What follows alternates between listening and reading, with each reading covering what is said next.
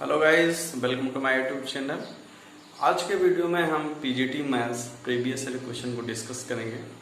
यहाँ पर हम क्वेश्चन को डिस्कस करने के साथ साथ उससे रिलेटेड जितने भी कॉन्सेप्ट होंगे जल्दी से आपका एक बार रिकॉल कराएंगे और कुछ ऐसे कॉन्सेप्ट उससे कनेक्टेड कॉन्सेप्ट के बारे में बात करेंगे जिससे अगर इससे एग्जाम में चूंकि क्वेश्चन आ चुका है तो जरूरी तो नहीं कि एकदम ऐसे ही आए, तो इससे रिलेटेड अगर कोई कॉन्सेप्ट में क्या क्या हो सकता है सब पे बात करेंगे। चलिए क्वेश्चन देखते हैं क्या दिया गया है। If A and B symmetric matrix then A B will be symmetric if and only if. देखिए इन्होंने कहा कि हमको अगर ए और बी टू सिमेट्रिक मैट्रिसेस हैं तो कह रहा है जो क्या उनका प्रोडक्ट जो होगा वो सिमेट्रिक मैट्रिक्स होगा। अगर वो सिमेट्रिक मैट्रिक्स होगा तो इसमें से कौन सी कंडीशन है जो एकदम नेसेसरी एंड सफिशिएंट दोनों है, इफ एंड ओनली इफ। ये मैथमेटिक्स का बहुत ही स्ट्रॉन्ग कंडीशन होती है। इसका मतलब होता है A B will be symmetric if and only, इसमें से कोई एक सही होगा, ये तो वो और वो तो ये। तो आइए हम देखते हैं ये जो क्वेश्चन है ये मैट्रिसेस से है, अलजेब्रा का पोर्शन है, लीनियर अलजेब्रा का भी पोर्शन है। क्योंकि ये पीजीटी मैथ्स है तो ये एमएससी तक का सिलेबस से क्वेश्चन आ सकते हैं। तो मैट्रिसेस क्या होता है, जैसे कि हम जानते हैं मैट्रिसेस क्या होती है, एक एमएन संख्याओं का रेक्टेंगुलर अरेंजमेंट होता है एम रोज और एम कॉलम्स में। जैसे कि हम बचपन जानते हैं अगर कोई मैट्रिक्स है इनको क्या बोलते हैं, रोज बोलते हैं, और जो वर्टिकल कॉलम्स हैं इनको क्या बोलते हैं, कॉलम्स बोलते हैं। जैसे कोई मैट्रिक्स है 2 3 1 0 तो इसका मतलब कितनी रोज है इसमें 2, तो यानी 2, और ये कितने कॉलम्स है 2, तो इसको ऑर्डरिंग बोलते हैं। बस हम आप पढ़ चुके हैं, बस रिकॉल कर रहे हैं। तो ये मैट्रिक्स 2 क्रॉस 2। अब ये मैट्रिक्स का जो नाम होता है हमेशा किसी भी अल्फाबेट के कैपिटल लेटर से लिखा जाता है, तो ये नॉमेनक्लेचर हो गया। ये ए बी लिखा है, ए बी का मतलब होता है ए और बी का प्रोडक्ट। आपको पता है प्रोडक्ट ऑफ टू मैट्रिसेस का पॉसिबल होती है, कंडीशन होती है नंबर ऑफ रोज, मतलब इसमें कितना है number of columns in first matrix equal to number of rows. यानी कि इसमें ऐसे करते हैं कि पहले मैट्रिक्स में जितना हो उतना इधर लेटा हो। जैसे अगर मतलब 4 कॉलम मतलब 4 कॉलम में पहले में तो उससे 4 रोज होना चाहिए। या दूसरे में ऐसे बोलते हैं अगर कोई मैट्रिक्स ए है उसके ऑर्डर एम क्रॉस एम है तो जहाँ पे एंड हो रहा है दूसरे का जो है वहां पे शुरू हो जाता, यानी एन हो जाता है, तब मैट्रिक्स का प्रोडक्ट पॉसिबल होता है। दूसरी बात, अगर हम किसी दो मैट्रिक्स को मल्टीप्लाई करते हैं तो हमने ढेर सारे क्वेश्चंस किए होंगे तो हमें एक दूसरी मैट्रिक्स मिलती है। तो यानी ये लिखा जो है ए बी मैट्रिक्स, ये भी एक ही मैट्रिक्स होगी। ऑर्डर के बारे में हम जानते हैं, जैसे हमने बताया था अगर कोई मैट्रिक्स ए है एम क्रॉस एन की और दूसरी मैट्रिक्स है एन क्रॉस आर की, तो जो हमारी प्रोडक्ट मैट्रिक्स मिलेगी ए बी उसका ऑर्डर कितना होगा एम क्रॉस आर। ये सब आप जानते हैं। अब आती है कि भाई सिमेट्रिक मैट्रिसेस क्या होती है। तो सिमेट्रिक मैट्रिसेस के लिए हमको एक ऑपरेशन यूज करना होता है।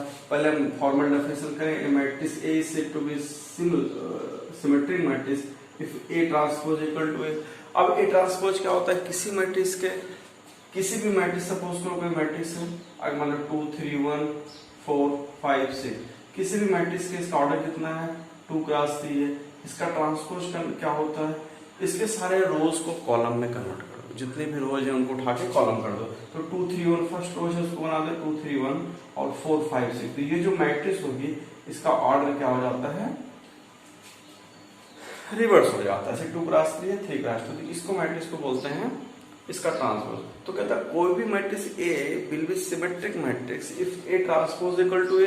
तो अब दो मैट्रिक्स इक्वल कहे जा रहे हैं तो इक्वलिटी ऑफ टू मैट्रिसेस क्या होती है, तो दो मैट्रिसेस अगर हैं ए और बी, आपको कोई इक्वल कहना है। जैसे कोई मैट्रिक्स ए है और कोई मैट्रिक्स बी है, तो ये दोनों इक्वल मैट्रिक्स होंगी अगर पहली कंडीशन के ऑर्डर जो होते हैं वो क्या है, इक्वल हो या सेम हो।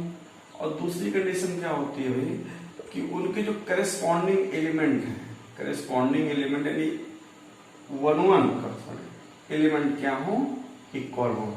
अब देखो अब यहाँ पे दो मैट्रिक्स इक्वल लिखा है क्योंकि जो ट्रांसपोज करने पे है वो मैट्रिक्स और ये जो मैट्रिक्स का ट्रांसपोज करने दोनों बराबर हो। तो यदि जाहिर सी बात है भाई, अगर हम पहले मैट्रिक्स कोई ए मैट्रिक्स 2 क्रॉस मतलब इसका ऑर्डर 2 क्रॉस 3 ले लिए तो इसको कन्वर्ट करेंगे तो ऑर्डर 3 क्रॉस 2 हो जाएगा। तो यानी एक केवल और केवल किस मैट्रिक्स के लिए सेटिस्फाई होगा, ये और केवल स्क्वायर मैट्रिक्स के लिए होता है।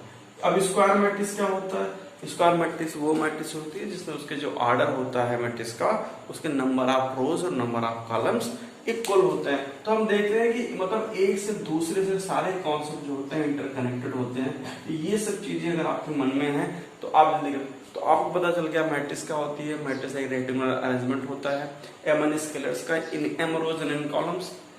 और मैट्रिक्स का कैसे होता है फॉर्म? रेक्टेंगुलर होता है। से दो मैट्रिक्स का प्रोडक्ट का पॉसिबल होता है जब फर्स्ट मैट्रिक्स में जो जिन मैट्रिक्स का प्रोडक्ट कर रहे हैं तो पहले मैट्रिक्स के जितने कॉलम्स हो दूसरे मैट्रिक्स में उतने रोज होने चाहिए। और उसके बाद जो रिजल्टेंट मैट्रिक्स बनती है, जो एक मैट्रिक्स बनेगी, उसके भी ऑर्डर कितना होगा वो हमने बताया था आपको। सिमेट्रिक मैट्रिक्स क्या होती है? ऐसी मैट्रिक्स जिसका ट्रांसपोज जो है वो मैट्रिक्स खुद आ जाए। जैसे भाई क्या क्या ऐसे हो सकता है? हाँ ऐसे हो सकता है। आप कैसे सर देखो कैसे हो सकता है?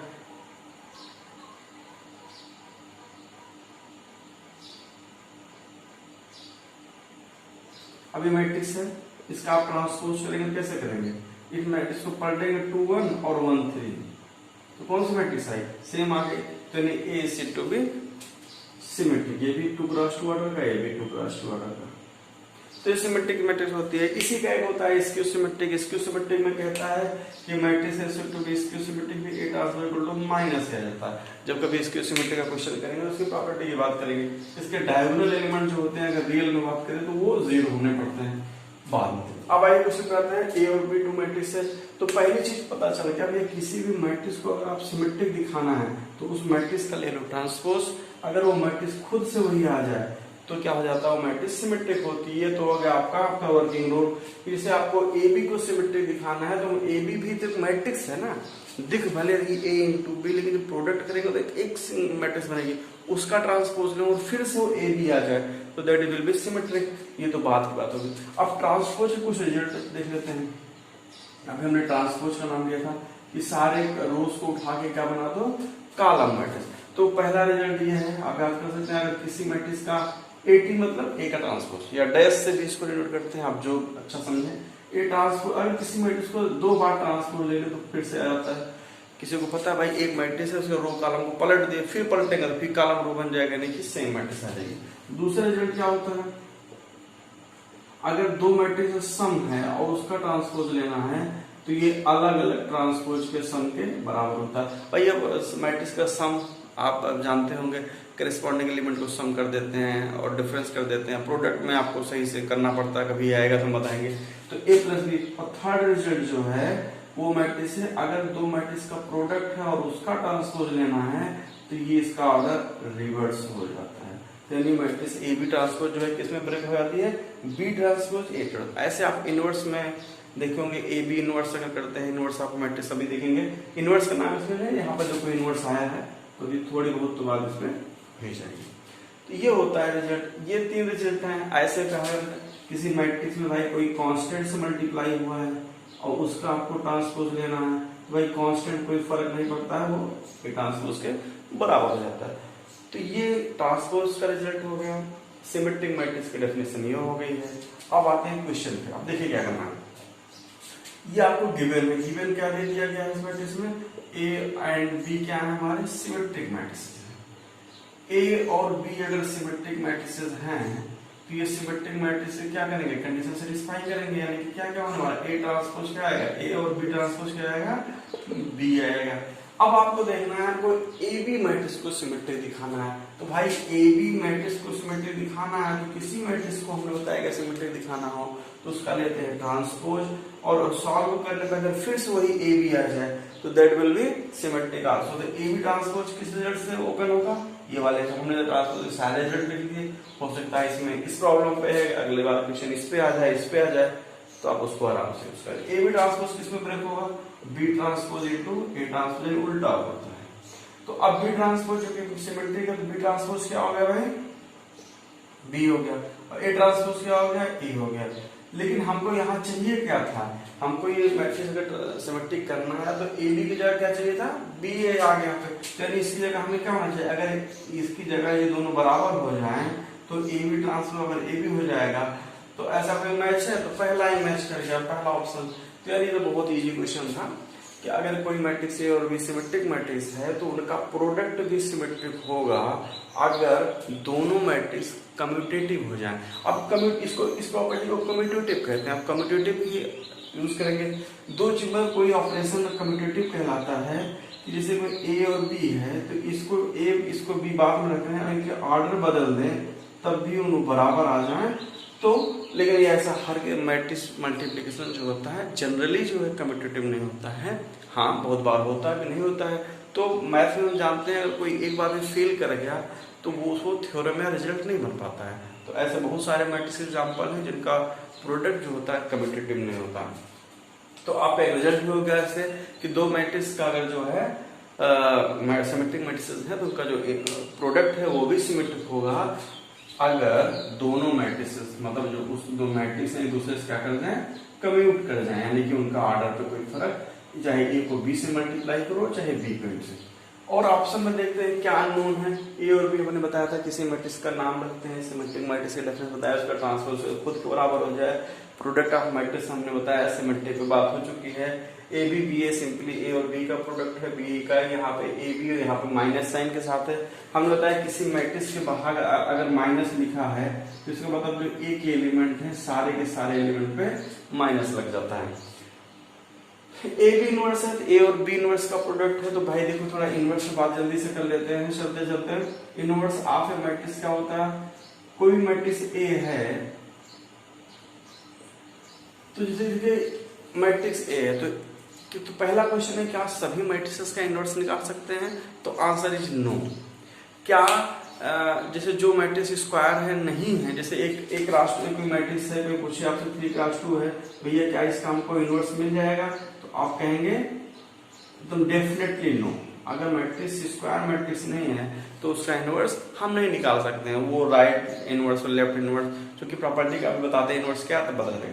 तो पहले हम इसका डेफिनेशन जानते कहते हैं कि कोई भी मैट्रिक्स बी ए की इनवर्स कही जाएगी जब ए और बी या फिर बी और ए, यानी ए को बी से इधर से मल्टीप्लाई करें या इधर से मल्टीप्लाई करें, जो हमारी मैट्रिक्स है वो सिर्फ और सिर्फ क्या है, आइडेंटिटी मैट्रिक्स है। अगर ए और बी मैट्रिक्स का ऑर्डर n है, क्योंकि जो स्क्वायर मैट्रिक्स है, अगर एक मैट्रिक्स एक राष्ट्र की है तो इसको साथ में कहते हैं ये दो ऑर्डर की मैट्रिक्स है। ये सर सिर्फ स्क्वायर मैट्रिक्स के केस में होता है। अगर ये दोनों डिफरेंट रहता है तो हम दो नहीं कह पाएंगे, 2 क्रॉस 3 है तो कंप्लीट बोलना पड़ेगा। अगर ए और बी किसी भी ऑर्डर की स्क्वायर मैट्रिक्स हैं तो अगर उनको प्रोडक्ट करने पर या इधर से या उधर से लेफ्ट से मल्टीप्लाई करो राइट से और आइडेंटिटी मैट्रिक्स आ जाए उसी ऑर्डर की, तो ये जो मैट्रिक्स जो है ये इसकी इनवर्स मैट्रिक्स कहलाती है। एक दूसरे के अगर बी का इनवर्स क्या है तो ए का इनवर्स क्या है, बी है। तो ये डेफिनेशन होती है इनवर्स मैट्रिक्स की। दूसरा क्वेश्चन था क्या हम सभी मैट्रिक्स का इनवर्स निकाल सकते हैं, तो हमने कहा था नहीं, सभी मैट्रिक्स का इनवर्स नहीं निकाल सकते। पहली सबसे मोस्ट इंपॉर्टेंट कंडीशन है इनवर्स निकालने के लिए भैया स्क्वायर मैट्रिक्स होनी चाहिए। सेकेंड वन है हम उसी मैट्रिक्स का इनवर्स निकाल सकते हैं जो नॉन सिंगुलर मैट्रिक्स हो। अब भैया एक नया टर्म आ गया, इसका ऑप्शन तो पता है फर्स्ट ऑप्शन, ऐसे रिलेटेड कोई भी क्वेश्चन हो तो अप्लाई कर सकते हैं। अब देखिए एक टर्म आ गया, उसको थोड़ा सा डिफाइन कर देते हैं, singular matrix non singular matrix. तो आपको अगर पहला पता चल जाए तो आप दूसरा तो समझ जाएंगे कि भाई इसी का नॉन है यानी कि उसी का क्या है, अपोजिट है। तो सिंगुलर मैट्रिक्स कहते हैं ऐसी मैट्रिक्स जिनका डिटरमिनेंट 0 हो जाए। आप पढ़ चुके होंगे कि इसको डिटरमिनेंट कहते हैं इक्वल टू क्या हो जाए, 0 हो जाए। और नॉन सिंगुलर मैट्रिक्स ऐसी मैट्रिक्स होती है जिनका डिटरमिनेंट ना 0 हो। अगर आपको याद हो तो आपको पता चलता है इसका 0 क्यों ना होना। अगर फॉर्मली हमको पढ़ना है माइंड में रखने के लिए तो हमको पता होगा आपको कि आप इंटर क्लास में जब इनवर्स निकालना सीख रहे थे तो 1/mod इनटू क्या था, एडजॉइंट आप ही। अब यहाँ पे एक नया टर्म एडजॉइंट आ गया। एडजॉइंट क्या हुआ करता है, ट्रांसपोज ऑफ कॉन्जुगेट ऑफ वो जो भी था मतलब बाद में बताएंगे कोफैक्टर्स जो भी होता है।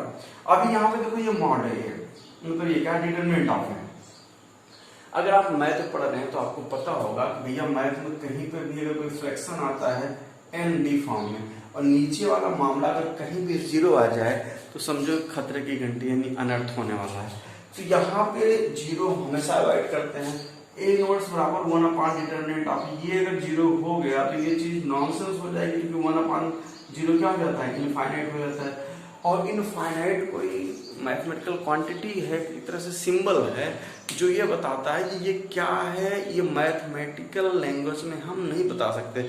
यानी कि ये कह सकते हैं लैक ऑफ वर्ड है, लैक ऑफ लैंग्वेज मतलब कि वीकनेस है, या कह सकते हैं मतलब मैथ्स में ऐसा कोई वर्ड नहीं है जो इन्फिनिटी को डिफाइन कर जाए। कहीं कहीं पे तो इसका मतलब केवल एक जगह बहुत बड़ा होता है, tan थीटा के केस में जब ग्राफ ड्रा करते हैं, और अदरवाइज सभी केसों में इसका मतलब होता है नॉनसेंस, यानी कि हम नहीं जानते इसको, तो मैंने नहीं जानते व्हाट इज इन्फिनिटी, पता नहीं, नॉट नोन ना। तो ये होता है। तो इस क्वेश्चन से रिलेटेड लगभग हम सारे कुछ जान गए हैं। ए और बी का इनवर्स और बी इनवर्स ये, हालांकि ऑप्शन सही नहीं है, नन का मतलब होता है इसमें से कोई नहीं, तो इस क्वेश्चन का ऑप्शन है। तो मिलते हैं नए क्वेश्चन के साथ और ऐसे ही ढेर कॉन्सेप्ट के साथ।